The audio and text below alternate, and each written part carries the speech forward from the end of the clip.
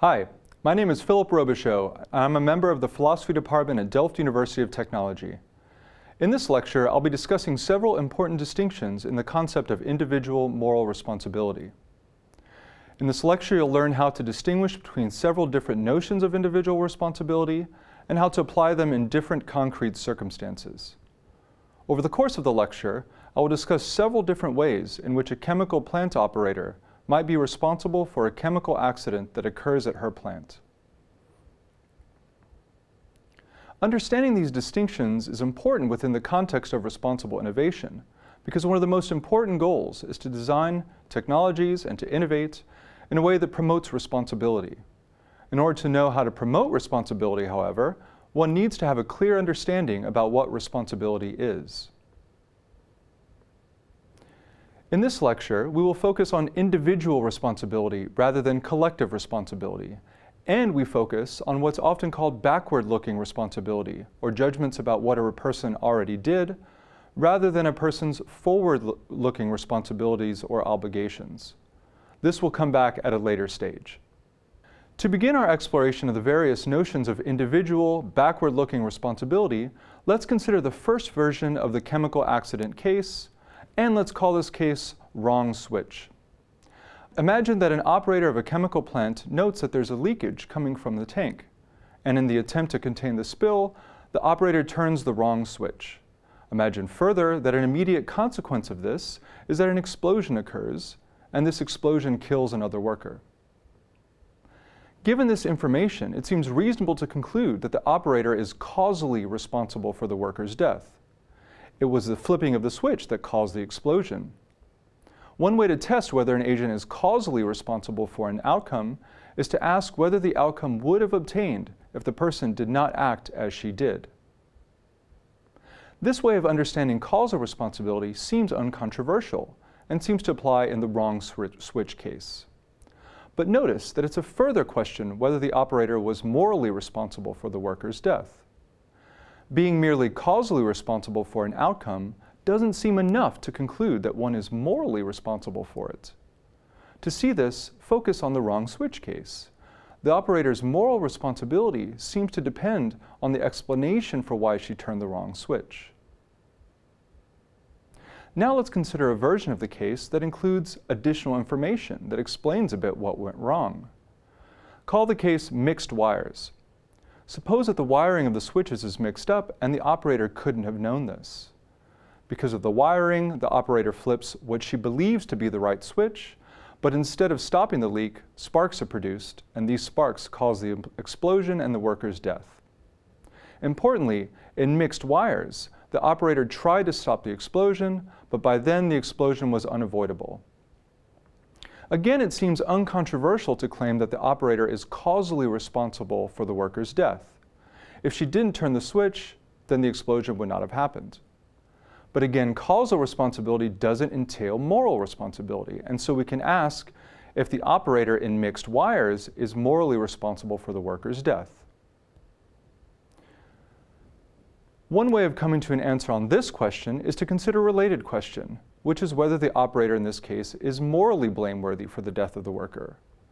Given that the operator couldn't have known that the wires were switched, and that she couldn't prevent the explosion from occurring, it seemed to be a mistake to think that she's blameworthy for the worker's death. Which is to say, it would be inappropriate to blame the operator for the worker's death. In order to understand this clearly, it will help to consider a version of the case where the operator seems obviously to be blameworthy. In version 3 of the case, which we can call hateful operator, the situation is rather different. In this version, the operator intentionally and knowingly turns the wrong switch in order to kill the worker. This case differs from mixed wires in two important respects. First, in this case, the operator has ill will towards the worker who dies in the explosion. In mixed wires, the operator had no such ill will and was actually motivated to try and stop the explosion. The second difference is that in hateful operator, the deadly explosion is avoidable. The operator knew that she was going to turn the wrong switch and did so intentionally in order to bring about the worker's death. In the hateful operator case, one might find it strongly intuitive to think that the operator is both causally responsible and morally blameworthy for killing the worker. Both the fact that the operator did something that causally brought about the worker's death and the fact that the operator had ill will toward the worker entail that the operator is morally blameworthy. Importantly, this kind of moral blameworthiness is just one way in which we can say a person is morally responsible for some event or outcome. The next case shows that there's another way to be morally responsible for something without being blameworthy for it. Let's call this case extra effort. This case is similar to the mixed wiring case in that the operator doesn't know and couldn't have known that she was turning the wrong switch. Imagine, though, that when the operator realizes that she turned the wrong switch, she sees that she has just a few seconds to turn another switch that will prevent the explosion. Imagine that turning this switch, this other switch, is not the normal procedure and that it takes some effort. Finally, imagine that the operator succeeds and that the worker is saved. Now, in this case, the operator is clearly causally responsible for saving the worker. And you might find yourself with a strong intuition that the operator is morally praiseworthy for doing so. She had to think very quickly and had to carry out a very difficult action in order to save the worker's life. She was motivated to go the extra mile in order to save her, and that seems to be grounds for thinking that the operator is morally praiseworthy. In this case as well, it's important to notice that this operator is morally responsible for saving the operator's life, because being morally praiseworthy is yet another way in which someone can be morally responsible. Now, the final version of the chemical spill case highlights yet another important aspect of moral responsibility.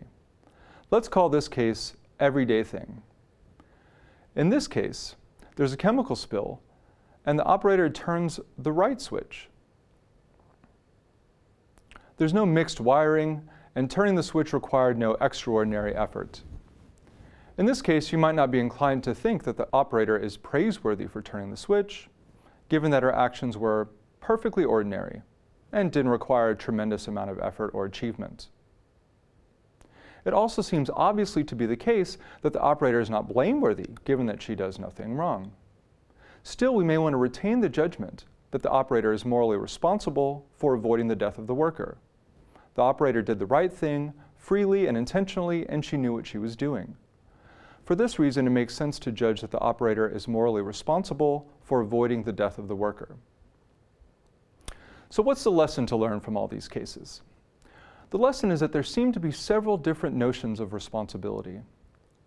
First, and most minimally, we have the notion of causal responsibility.